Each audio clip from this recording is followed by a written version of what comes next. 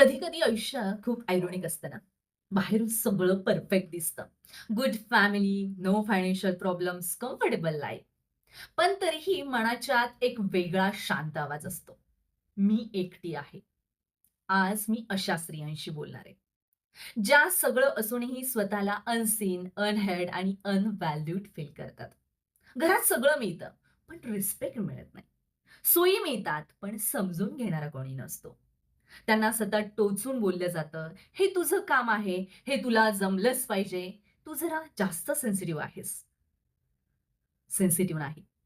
ती emotionally exhausted आहे. सगळ्यात पेनफुल फेज कोणती माहिती आहे का? प्रेग्नन्सी.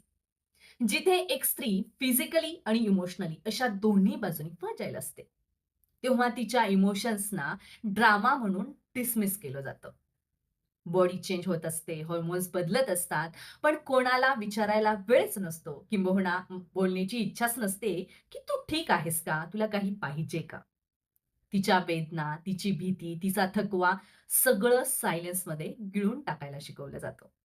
आणि जेव्हा ती बोलण्याचा प्रयत्न करते, आपल्या जवळच्या व्यक्तीशी, नवऱ्याशी शेअर करण्याचा प्रयत्न करते, तेव्हा तिला दाखवलं जातं, "तू कंप्लेंट करतीयेस का?" No. She is not complaining. She is crying for understanding. ती इतकी थकली आहे, की शेवटी स्वतःला वाचवण्यासाठी डिस्टन्स चूज करते. सासरपासून नाही, तर रोजच्या इमोशनल निग्लेक्टपासून. आज मला तुला एक गोष्ट सांगायची. You are not a weak. You are not wrong and you are definitely not alone. आजपासून एक नवीन शब्द लक्षात ठेव. Self stand. सेल्फिश नाही, सेल्फ स्टँड म्हणजे स्वतःसाठी उभं राहणं. स्वतःच्या इमोशन्सना व्हॅल्यू देणं, नो म्हणायला शिकणं, रिस्पेक्ट एक्सपेक्ट करणं आणि गरज असेल तेव्हा हेल्प मागणं. तुझं शांत राहणं तुझी ड्युटी नाही. तुझं ॲडजस्ट करणं तुझी रिस्पॉन्सिबिलिटी तर अजिबात नाही. तुझं दुखणं इग्नोर करणं तुझे संस्कार नाहीत. Remember one things, happy mother equal to healthy family. Emotionally safe woman equal to strong home. आज स्वतःला एक प्रॉमिस कर.